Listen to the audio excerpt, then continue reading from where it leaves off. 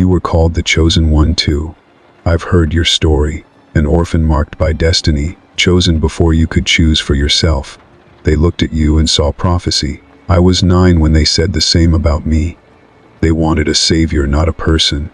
That burden doesn't leave your shoulders, does it? No, it doesn't.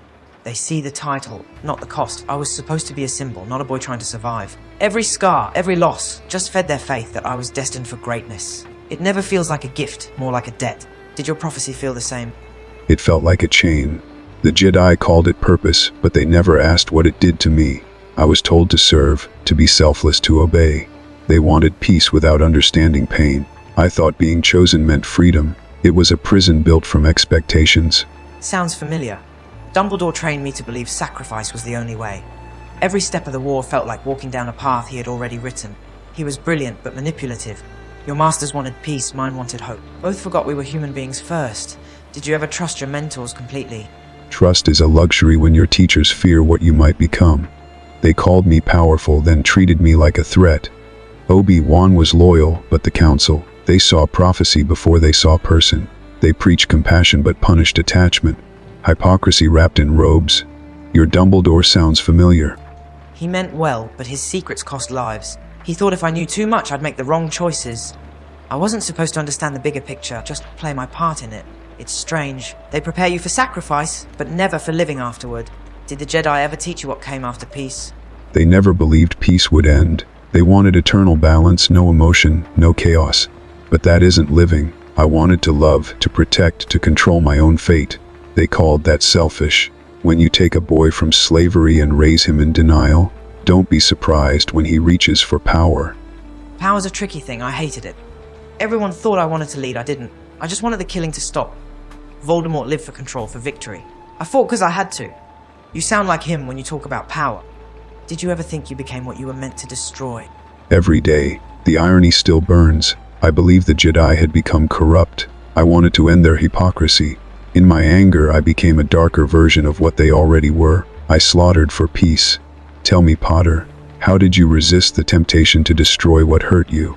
I wanted revenge more times than I'll admit, but revenge never brought back the dead. I looked into Voldemort's eyes and saw a man emptied by hate. It wasn't power that stopped me. He thought death was the end of everything. I learned it was the only honest equalizer. You feared it, didn't you? Yes, death took everything from me. My mother, my wife. I thought power could shield me from loss. Instead, it devoured me. You faced death and walked back stronger. I faced it and broke. That difference defines us. What did dying teach you that living never could? It taught me surrender isn't weakness. I had to die to understand what life was worth.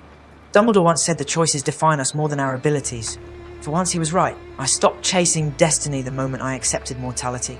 You chased immortality until you became a ghost. You think surrender saved you. I think it cost me everything. Yet there's truth in your words. The Force gave me power but not wisdom. I mistook prophecy for permission. I see your restraint and envy it. You carried your destiny quietly. I tried to shout mine into submission. Quiet doesn't mean peace. I still carry guilt. Friends died following me. Some believed in me more than I believed in myself. The world loves its heroes but forgets they bleed too. I learned to live with it, not erase it. How do you live with what you did? I don't. Redemption doesn't erase blood. My son believed I could still choose the light, and for him I did. But redemption isn't peace, it's consequence. Every decision, every scream I caused, stays. Maybe that's justice. Maybe that's balance. Do you think heroes ever stop carrying their ghosts? No. They just learn to carry them without letting the weight crush who they are. Being chosen isn't a blessing or a curse. It's a test of endurance. You bore yours with fury. There's a man from another world, Roy Batty from Blade Runner. Created to serve, desperate to live. He killed to prove he mattered, then saved his enemy to prove he wasn't a machine. That contradiction lives in me. He showed me that redemption isn't a sermon. It's a decision made one breath before the end. I've thought about Maximus Decimus Meridius, the Roman general from Gladiator. A man stripped of everything, yet he refused to bow to corruption. He fought not for power, but for justice that would outlive him. I learned from him that grief doesn't have to turn you cruel. It can build a kind of strength that doesn't need applause. Roy died knowing he was more human than the men who made him. Maximus died proving honor still has value in a rotted empire. Both lived short lives that meant more than 1,000 years of fear. Maybe greatness doesn't last.